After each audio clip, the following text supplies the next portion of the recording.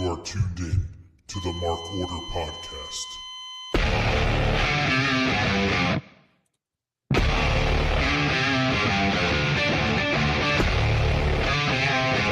Join the Mark Order.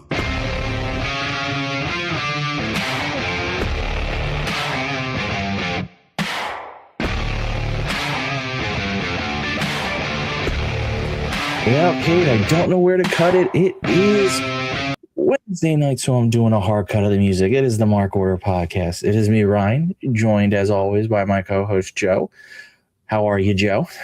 Not always, but I'm making good effort. I'm good. I'm here. There's no thunderstorms to knock out my internet.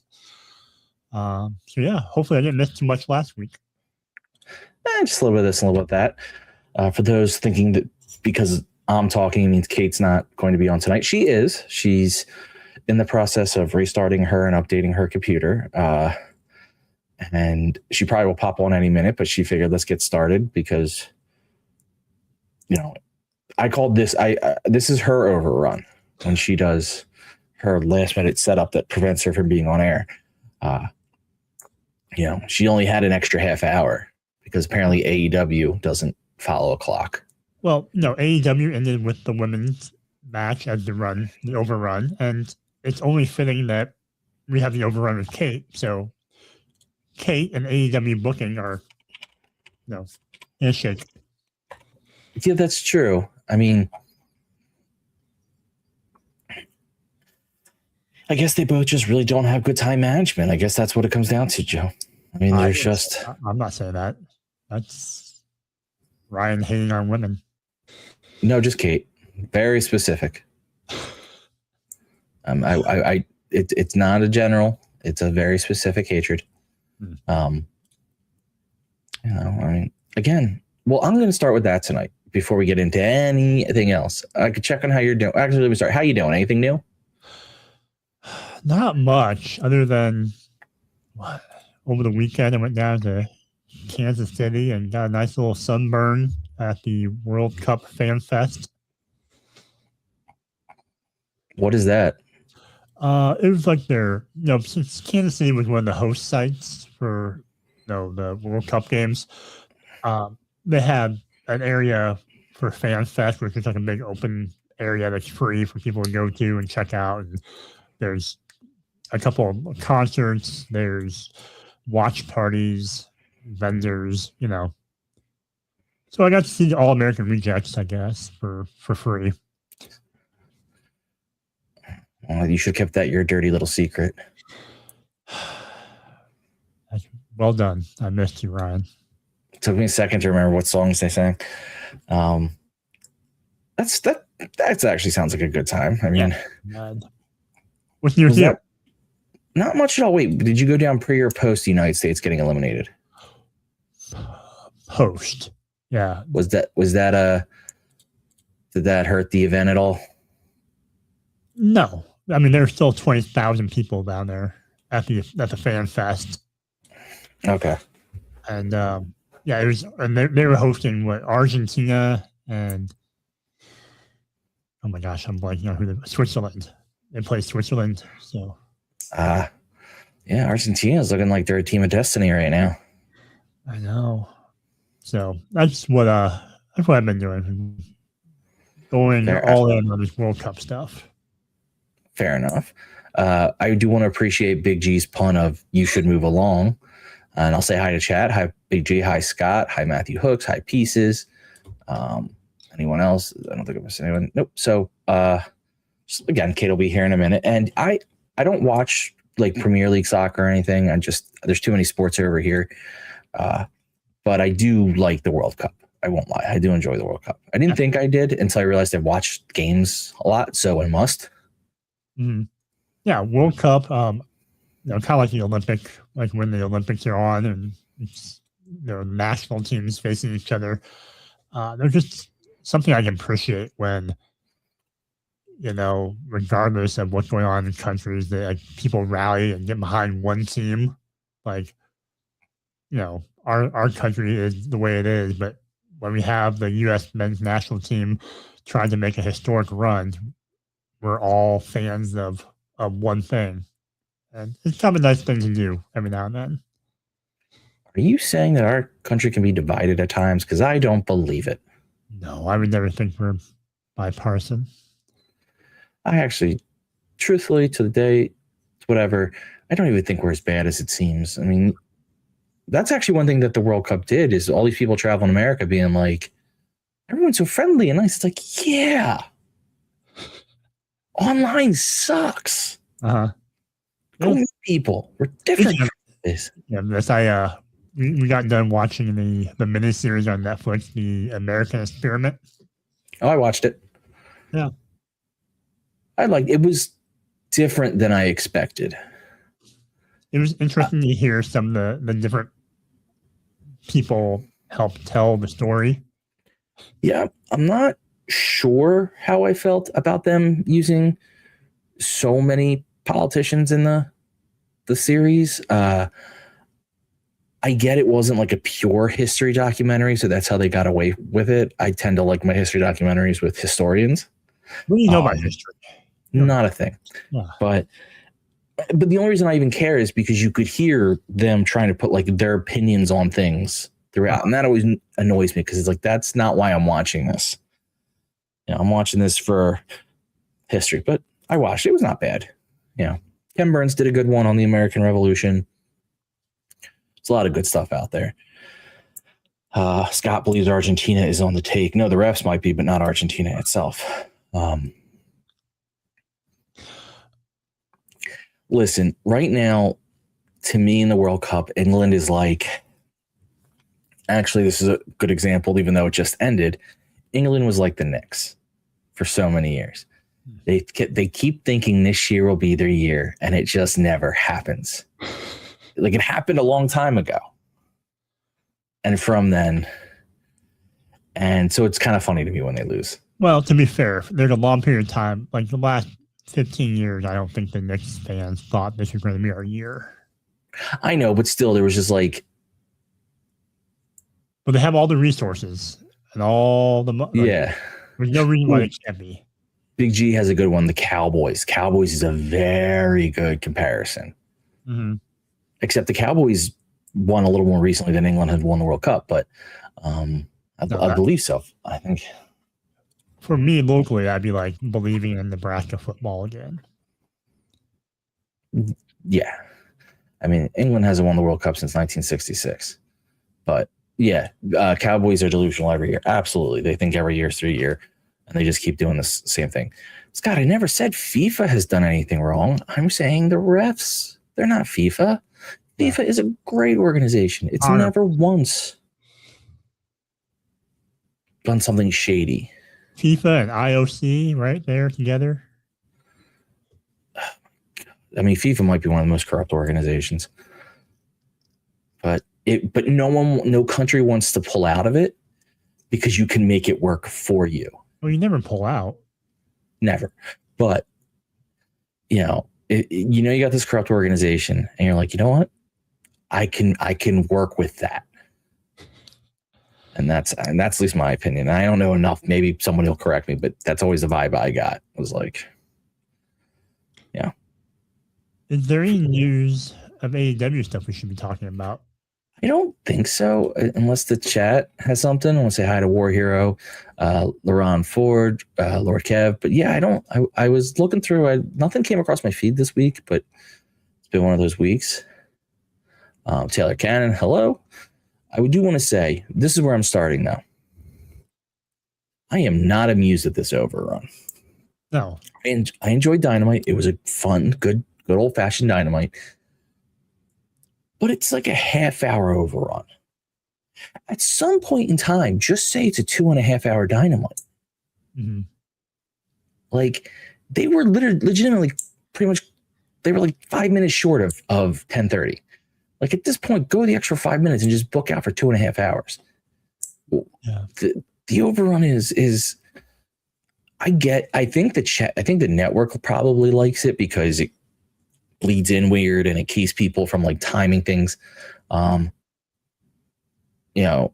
Exactly, but I don't know. I mean, it wasn't necessary for this week. And I think you're right. I feel like the last few overruns have all been around this 20, 25 minute mark. And I feel like they used to be just 10 minutes or 13 minutes. Now it's becoming consistent. I think like a 5-minute overrun's acceptable. Yeah, that's what I would consider an overrun. This is beyond an overrun. This is just, like I said, just regular programming. Yeah, I mean, this is now you're 2.5 hours into, like, at that point, like Warriors saying start 7:30. Like I don't think you need. I get what they're saying. Like if you want to end at 10, or we're doing 8 to 10:30. Okay. I know. There are things in the show that we could have cut or trimmed to make it fit. So, like Laurent's saying, they did not need to go to commercial during the main event. Absolutely. And there's some stuff that could have been on Collision. 100%. I can't argue any of that. I mean, I personally would make sure that the Painmaker segment got more time.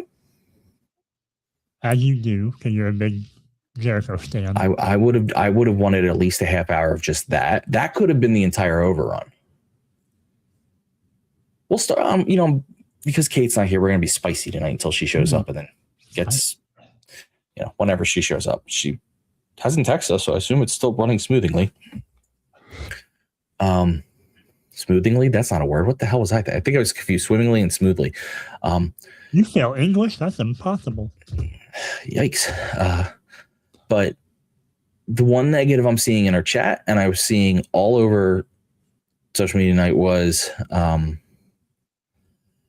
actually, before you, that War Hero has a good point. Maybe they want to do 3 hours, but are hesitant because WWE does it and they don't want the blowback.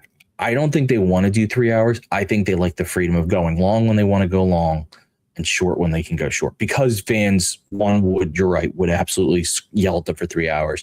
And two, you don't want to box yourself into that corner where you're now required to do it. It's one thing to say like, oh, we have a long one tonight. And the network's like, yay. Yeah. And, So you prefer long or short? Short ones or long ones, Ryan? Well, really, of the night. I take them all. That's fair. A1LT. But the thing I want to start with that, again, seems to be getting everyone upset, the one segment they didn't like, is that we are getting a Jericho Ciampa rematch. And Jericho, I saw it coming the minute he was silhouetted, was saying like, Ciampa, you hurt me. You like to cause pain. Well, I'm bringing the pain maker. And it's like, that gimmick, I'm a Jericho fan, but that gimmick worked when he first started doing it because he had never done anything like that. Like, he'd always, like, that was his first attempt to be like, I'm going to be a very violent guy. So I think people bought into it because it's like, oh, we've never seen Jericho be very violent. This is his first time of like, this is what I'm going to be. And it was the whole New Japan thing. Like there was just this whole like different, like now it's just, it looks cheesy and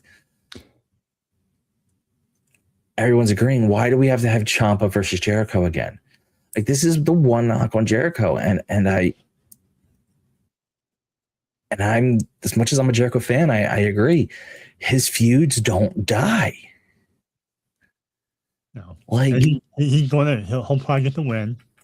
And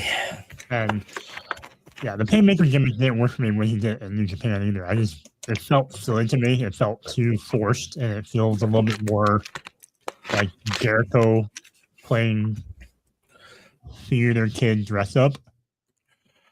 So it's hard for me to take him seriously when he's the Painmaker. And I feel like, I feel like it's a little bit more serious now. I think he switched up the hat, so it's a little less goofy. I think the hat's better, the fedora. I would have went smaller. Smaller or much, much bigger? The hat was one of the takeaways I had from that little promo. Yeah, I would have went. It looked like I would have went. Julio's hat. That's what it reminded me of. Yeah, that works. I mean, 1LT is a big fan of the tiny hat. Apparently, I think I would have, like I said, very tiny or very big would be funnier. But it's just like long, short, tiny, big. Who knows? Who do you want? Yeah, I don't know. Like my thing, I don't know how to say this. Like, what is the best case scenario for this? Jericho Ciampa wins and has now just beaten Jericho again, and we're like, okay, congrats, you have a, how do I say this? You're at the same spot, or Jericho wins, and this is all for naught for Ciampa. Like, he got nothing out of it. Like, what is the win in this? Jericho does not need to win this feud. Do we get Ciampa just actually using a screwdriver electric screwdriver down on Ciampa? On Jericho? Is that what we're going to get? I don't know. All this hat talk. Now I'm thinking about the old Norm Macdonald SNL skit, with Celebrity Jeopardy where he's wearing the big hat. Yes, that's a great one. My I don't care because Kate's still not here. My favorite Norm Macdonald's sketch forever was the one where he's in a gang, the Cobras, and everyone else is in basically a West Side Story singing, and he's the normal guy. So as they start singing, he's like, "What the hell is going on? And how did you learn to do this so quickly?" That one always made me laugh because he's so good at playing that, like, that straight man to the comedy. He's very good at it. Norm Macdonald was so funny. I really thought Kate would be here by now. I'm glad we didn't wait for her. Jesus. Well, you said she didn't be here, so you probably jinxed her, so she probably won't be here now.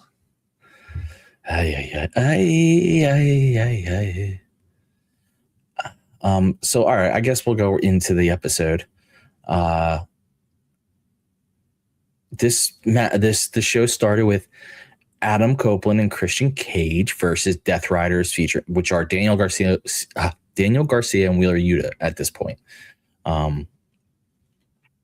It is a fun match. I mean, you had the veterans going against the younger guys, and I think they told that story well. The younger guys seemed to have the more energy. They were, trying to wear the champs down. But in the end, champs are the champs for a reason.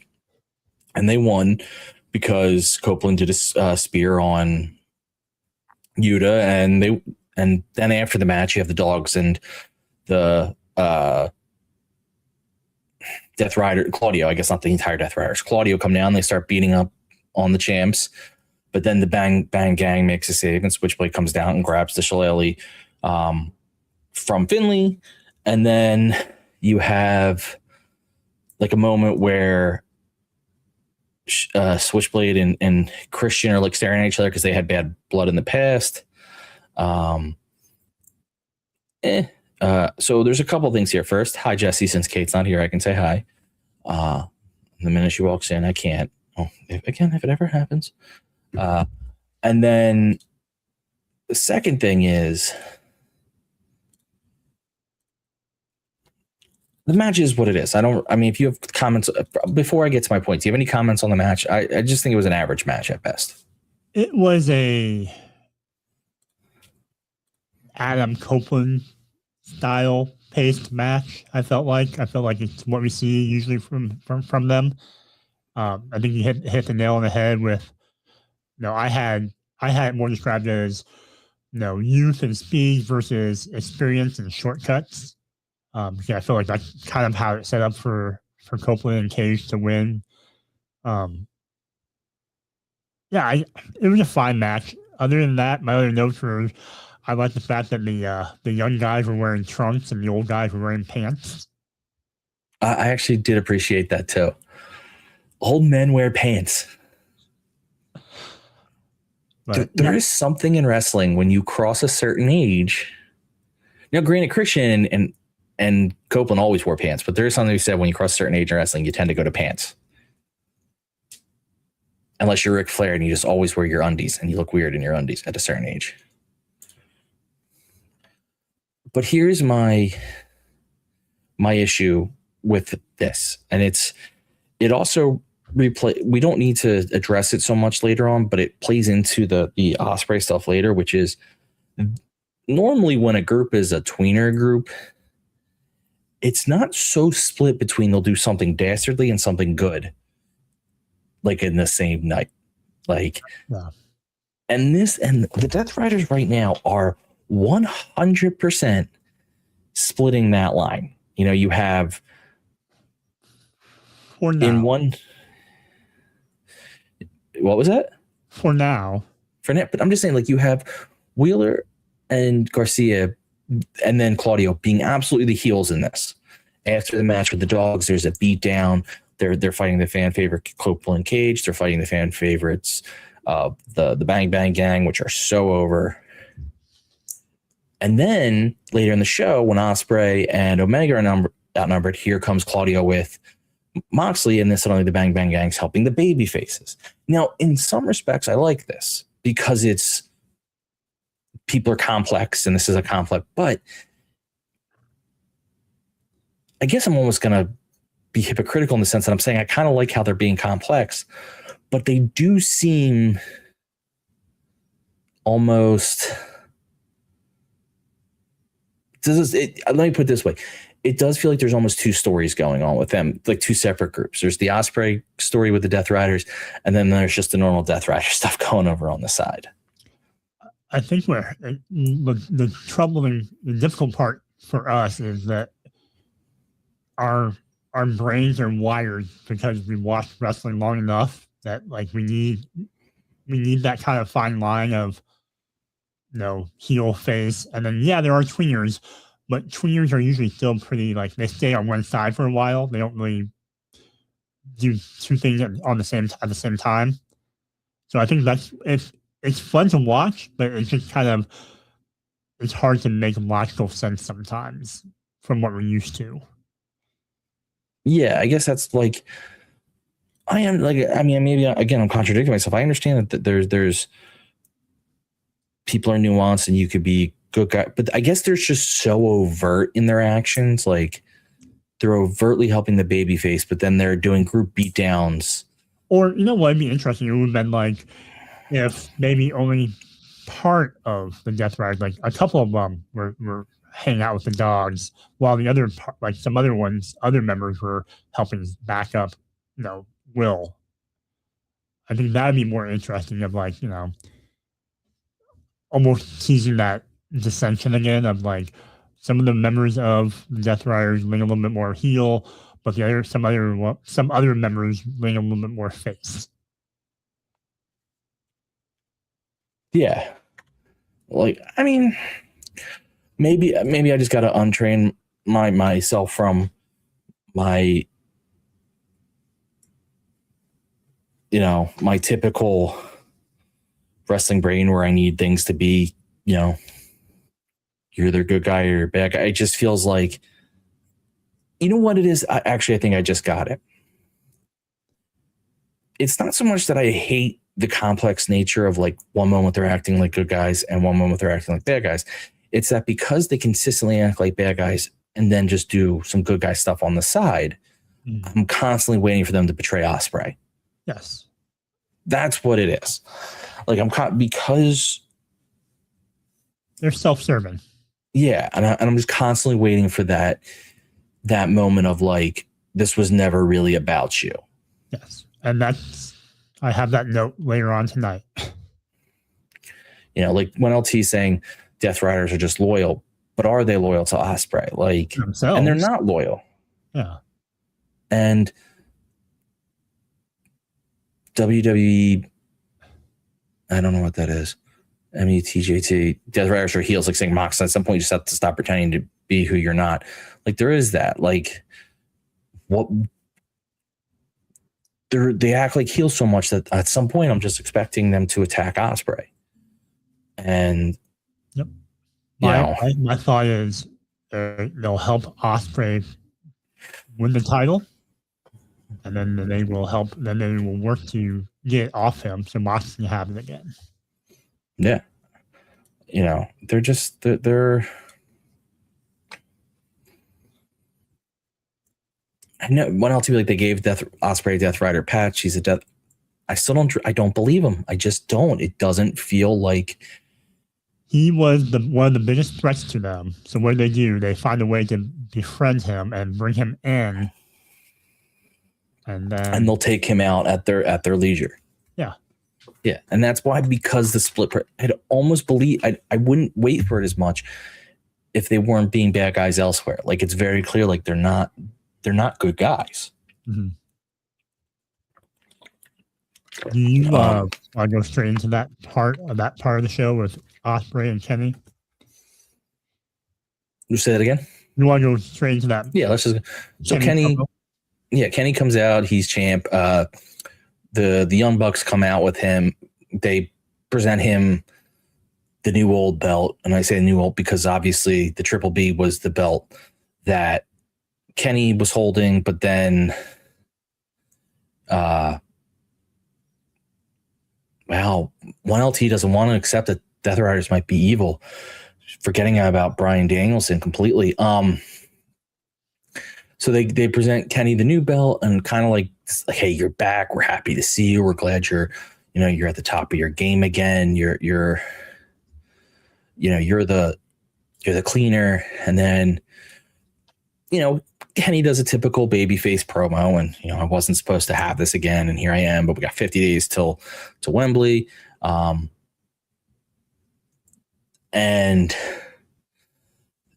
next thing you know, Will Ospreay comes out.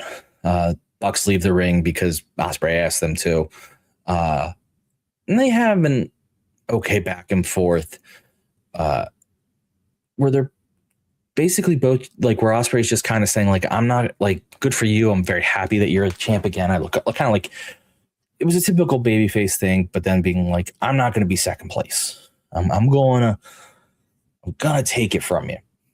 Great. There was nothing there. And Sir Kevin Knight comes out, but he wants Ospreay to stay for whatever reason. He says, hey, good job, Kenny. Then he says, hey, I'm owed a championship shot. MJF said I have a championship shot if I help him, and that debt has to be paid. Omega very smartly says, why would I pay on MJF's debt? Like, that's the stupidest thing I've heard. And I'm so glad he said that, because I would have been very annoyed if he goes, I might give you a shot because I think you got a lot of skill, a lot of talent, a lot of desire, but you're with Don Callis. Now, Kenny also did something I like, which is he acknowledged he's being a hypocrite in the sense that Kenny also was with Don Callis for a while and was champ. So he sees the way Don sells himself to you, but hey, just because you think it's good doesn't mean it is. So he calls him Don's lapdog. They go back and forth, and then Kevin Knight hits Kenny with the microphone, but then Darby Allin beats him up because he kind of came out of nowhere. But then Brian Cage and RPG Vice come out, followed by Hechishero, who's back apparently, and Jake Doyle. But then the Death Riders come out and help Omega and Ospreay. So it was kind of like what we were talking about, where the Death Riders, this is their good side tonight. They come and help the baby faces out. What'd you think of this back and forth? It is. I mean, I'm glad they're pushing Kevin Knight into a main event title picture. I don't always love it when it's this whole champion versus champion. I feel like we've done a lot of, insert name here, 2 belts. I feel like we've used that a lot in professional wrestling lately. I think he needs to really work on his reign as TNT champion first. But I'd like to do something different at least. Someone different in the main event picture card for the title. the promo itself, like you said, I'm glad that Kenny made sense of it. I am finding myself getting a little sleepy when it comes to Kenny Omega promos. For whatever reason, they're very long-winded. I'm basically, I can do a lot of copywriting in my day-to-day job, and I just want to like edit and make it a little bit more succinct, and not go on and on. And his promo is probably a reason why I had at least 7 more minutes on the overrun. Yeah, this could have been much shorter, if not at all. I get you have to have your face to face with your champ and his biggest number one contender, and they set up their match with Kevin Knight for Revolution. I get all that, but I could have been quicker. Could have been a much more condensed segment. Jesse Ozak saying he's medium on Jet. Here's my problem with Kevin Knight. I love Kevin. I think Kevin Knight's great. My problem with Kevin Knight has nothing to do with Kevin Knight. It's that they put him in the Don Callis family. That instantly cooled him as an individual right away. You cooled the Jets? You cooled the Jets. Oh, man. And you don't ever want to cool the Jets. They're very expensive to heat back up. You burn a lot of fuel. Like the night he came out after he betrayed Darby Allin, when he came out to that Dynamite, he was so cool. He was awesome. He got the fans hating him in the right way. Right, like he started a little rough, but by the end of that promo, they loved to hate him. Like he had gotten it, and people were so high on him, and they instantly cooled him down by putting him in with the Don Callis family. It's like there's just, and I get that they're, in a way, it seems like they're trying to pull him away from the Don Callis family a little bit by being like, "Can you do this on your own?" I get what they're trying to do, but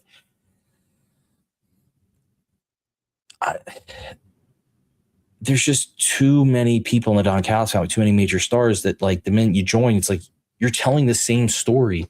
He's telling the same story as Kyle Fletcher, who's telling the same story as Okada, who was telling the same story as Andrade, who was like, it's the same story with all of them because they're all in the Don Callis family and it's one story. Mm.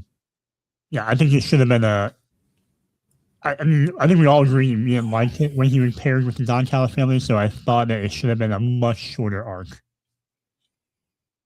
Yeah, I thought he'd be out already. I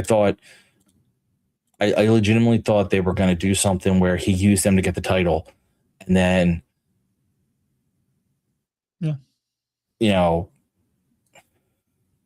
he walks away, and he's like, "Oh, thanks for helping me get the title, and I'm out the door, and you guys can deal with it on your own." But he clearly is in it for the long haul for some reason, and I don't know. I can't explain it. Why? Like what logic there is to put him in the Don Callis family? It's been weeks and I still don't understand it.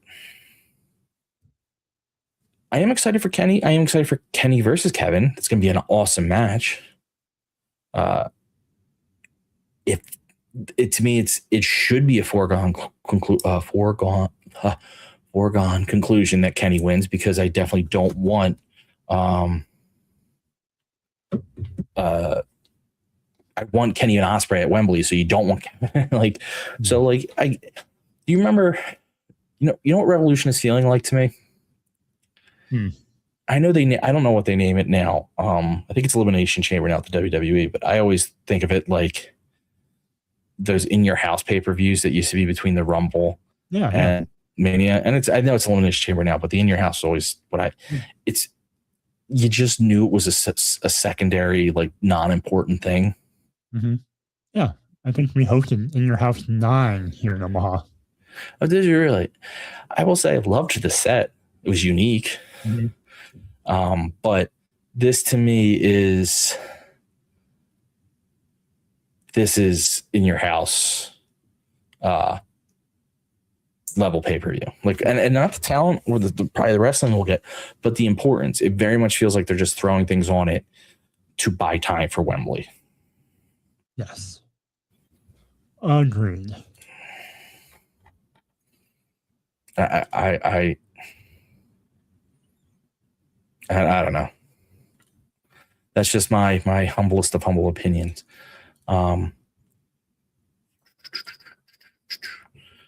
Where can we go now? All right, let's go to. We'll stay with the Don Callis family. Well, first we'll do this.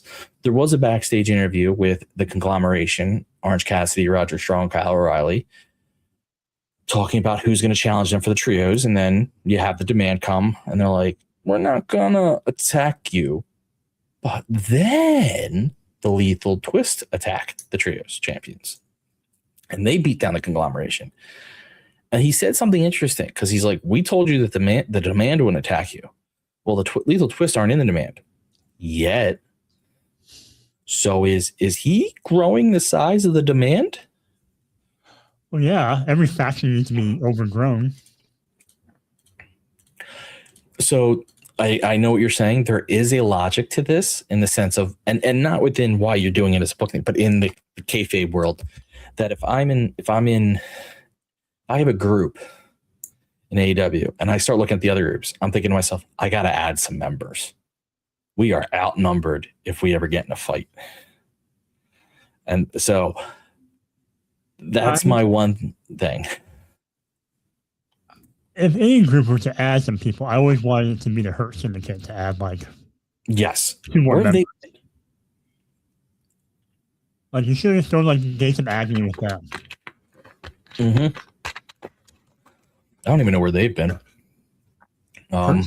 They were at Brawl in the Park on Were Friday. they? Oh. Because Minnesota.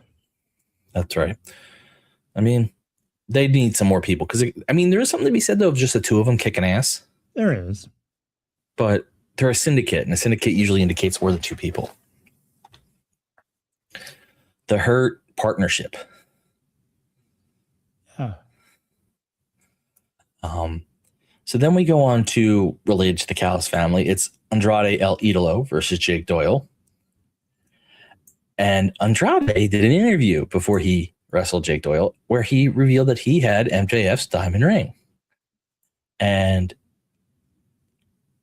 it's how he got his catchphrase into that segment. Because it's like, how are you going to work in how you know? And Renee goes, "Did you get that from Will Ospreay?" He goes, "How you know?" I liked that. It was a good way to work that in because that's a hard catchphrase to work in. I don't know if he'll just throw in there no matter what. Yeah, but I mean hard to work in organically. And I appreciated that he seemed to get this one to fit. This was an actually very fun match where you had the powerhouse of Jake Doyle versus, I don't know what you'd call Andrade's style because he's can fly when he needs to. He can hit when he needs. He's actually, it's matches like this that show kind of how big Andrade is because he's not obviously Jake Doyle's bigger than him, but not so much so that you're like, holy shit. This just goes to show that Andrade's kind of a beefy boy in the right way. He's got muscle on him. He's kind of like after Ospreay put on him the weight and his muscle where you're like, okay, now he can go against these heavyweights. But he used a bit more speed and stuff to go against the much more powerful Jake Doyle. But as expected, Andrade won by pinfall. So now he has a shot at the AEW National Championship. What do you think of this match? First of all, I love the fact that they're focusing a lot on Andrade now. They had the backstage interview. They had the little vignette about him explaining what El Idolo meant. I don't remember the last time that Andrade has had this much focus and presentation, and it makes him feel now like a main event player. And the fact that he had the diamond ring, that's even better because of him and MJF's back and forth history, which I think that will hopefully set up a match maybe at All In if MJF is back by then. The match itself to your point, was very much like mini matches tonight. Was the whole big brooding strength person versus a little smaller person who's a little quicker. I felt like that was kind of the theme of the night, because I think 4 or 5 matches all had that theme. But otherwise, yeah, it was a fun match. Jake Doyle had a fun little chokeslam spot where he had Andrade, goozled for a while, and took him over the rope, held on to it, and then slammed him on the apron. That is something I don't think I've seen yet, so that was fun. But yeah, my biggest takeaway was this is the most over I can remember Andrade being. Oh boy, is he over. It's actually crazy how over he is. And so organically, just it started with a lot of fun wrestling and good times, and then he started going out into the crowd and the girls were kissing him, and he got more and more over with that, and it's kind of impressive. I'm noticing I'm freezing on screen. Am I freezing for you? A little bit. Joy. Especially after Kate just told us she couldn't join us. So that's wonderful. We'll try to get through this without my computer completely dying on me. Don't know why that's it. You're moving fine for me. As long as you can hear me, we're good. Yep. Yeah. People just get funny splash cuts at me. It's the best way to see you. I'm like doing funny movements to see which one it catches. Yeah. You're like Max Headroom. Yeah. So the next match we have is Aaron Solo and Nick Camarado. Yay, they're back. Versus Brodito. This is what we thought it would be. Kind of squashy, and Brodito won. Any comments on the squashy match? I'm glad friends of the factory are still wrestling. Exactly. No, I mean, it was a squash, and did it need to be on TV tonight with a 25-minute overrun? Probably not. All to set up a backstage run-in with Kyle Fletcher. So I'm having fun with my camera. I can tell. When do I get if it's going to malfunction, I need to take advantage of it. I agree. So what you're pointing out is they run into Kyle Fletcher after the match. Like, he's doing an interview and they're running back from their match, and Brodito puts one of his wanted posters on Kyle Fletcher. Kyle Fletcher then goes out and has an incredible match versus Commander. I mean, Commander was giving as good as he was getting for portions of this match. I mean, Kyle got like something across his chest that looked gnarly. He hit I don't know the name of it. It was incredible. I don't know. This is where I need Kate, because she knows all these dumb move names, but it was incredible. But Commander just was all over the place, flying around. Are you talking about the one spot off the top rope? Yes. Where he springboards and then catching Fletcher, and then pretty much like almost like a Hurricanrana, but like. Yes, that's the one. Yeah. My favorite single moment in the match was when Kyle kicked Commander outside the ring, and Commander did like the flip over. Because the kick was, I love that spot. I'm a sucker for it every time, because it just makes the kick look insane. Kyle Fletcher won when he eventually hit the brainbuster, and he retained his international championship. This match was a springboard destroyer. Okay, thank you, pieces. That's what it was. Okay, that was incredible. So yeah, this was a great match. What do you think? Yeah, this one for me could have gone there 10 minutes, and I would have been perfectly fine with it. I hadn't seen Commander in a while. I know he was on, I think, Collision or something like that, but lately. But I can't do a whole lot of Commander matches because sometimes they get repetitive. But like when you don't see him, after a couple months or a month or whatever, it makes the heart grow fonder for his style, especially with someone like Kyle Fletcher. It was match of the night by far. Yeah, he works really well with certain other wrestlers. Like he just blends really well together. Afterwards, Fletcher looks like he's going to take off Commander's mask. So Takeshita comes in and makes the save. However, Okada comes in and makes the save on Takeshita. But then Okada and Fletcher kind of have a moment over the international title. And then Bandito comes in and makes the save overall. To me, this post-match is what it is, except it sets up two segments afterwards. One is... actually, no, it's just one segment afterwards. It's where Kyle Fletcher basically says, like, hey, Bandito, you want to fight me? Go for it. I plan on being the best TNT international champion of all time. Blah, blah. And Okada's just staring at him from behind. I loved that because he didn't say anything. He didn't do anything. It was just very subtle. Yeah, that's just, I loved that moment.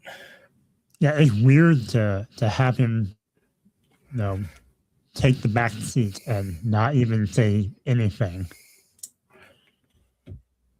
Yeah, but it made it more meaningful to me. Not as I liked the subtleness of it. There's a Darby Allin quick interference of an Omega promo. We're saying like you have to beat Kevin Knight down in order to change him. I don't think there's anything important there. The important thing was the Mox comes in and talks about, some people don't change, or some people need to stop pretending who they are. Yeah, which is indicating like what's happening. So then we have Brian Cage versus Darby Allin. These two work very well together, and they've done it in the past. Cage basically just tosses Darby Allin around, and then Darby Allin uses like the environment to his advantage. He wins with the pair of coffin drops. You knew he was going to win. This match is it's one of the more fun, but also one of the harder to believe because of the size difference. But they work so well together because Brian Cage just tosses him around. Yeah, and kind of like when Darby faces, Brody King. It's always fun to watch because it just looks like ragdolling. And it always looks like Darby is the human embodiment of Flubber, just bouncing around in a laboratory. Great movie, Flubber. I don't think I've actually ever seen Flubber. So then we go to our main event. Divine Dominion, Lena Cross and Megan Bain and Mercedes Moné versus Hyan, Maya World, and Willow Nightingale. They gave this more time than I thought they were going to, so I'm very happy about that. It was a pretty typical triple, trios match, which is everyone kind of gets spots in at some point. You have a bunch of tag moments and not. Divine Dominion and Mercedes won because Mercedes hit the Monet maker on Hyan, which she, of course, was going to take the pin in this. I think my biggest thing is I just like that they all had matching gear. Yes, I also made that comment tonight. And that's nice to see. I didn't have a lot of comments on the match. I mean, it was fine. It was nice to see a women's match main event. It's just not the style of match I would want as my main event. I thought this was, I don't know. And then I kept thinking that something else would happen with the overrun, and I thought maybe this would help build toward the pay-per-view or something. But nothing. It's kind of like, Mercedes wins, and that's it. And I don't know. Ryan, you have way too much fun down there. I'm loving this. I mean, it's the highlight of my night. I'm sorry. It has fully distracted me from all of this. You went into this match knowing the end. You knew that the Divine Dominion and Mercedes had to win this. They're tag champs, whatever. I think Hyan and Maya World are great tag team. I know Maya's kind of been going off on her own. I would still like to see them as a tag team because I think the women's division needs tag teams. Mercedes Willow is incredible. It was a fun match. one of the TM pieces, talking about the Brawling Birds, they had like a little promo, a little interview with Renee before this. I'm with you. I'm like, knowing that they've been having back and forth call outs with Divine Dominion, I'm surprised they didn't show up during the match or after the match or anything like that. Yeah, they made them very British tonight. Am I the only one who picked up on that? That might have been one of the most British promos I've ever heard. Well, they want to make sure you know their personas. I'm not saying it was a bad thing, but it was just a very British thing. So with that was our show.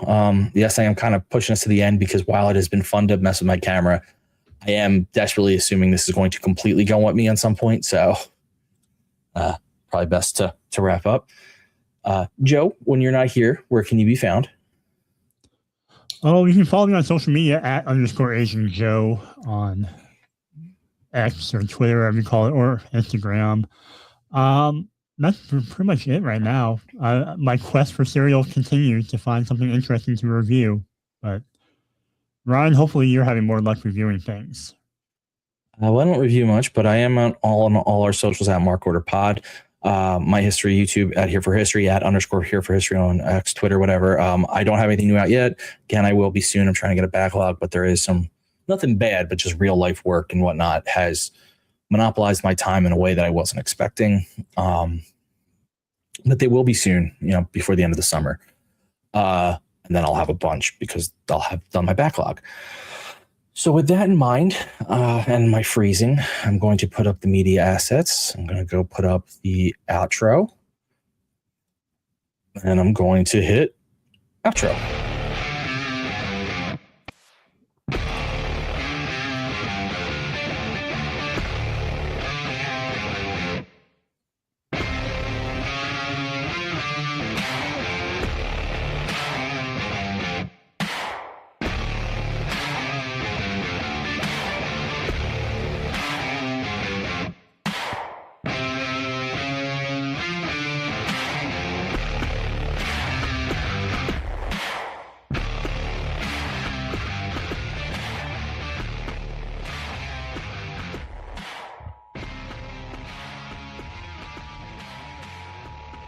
This concludes the Mark Order Podcast.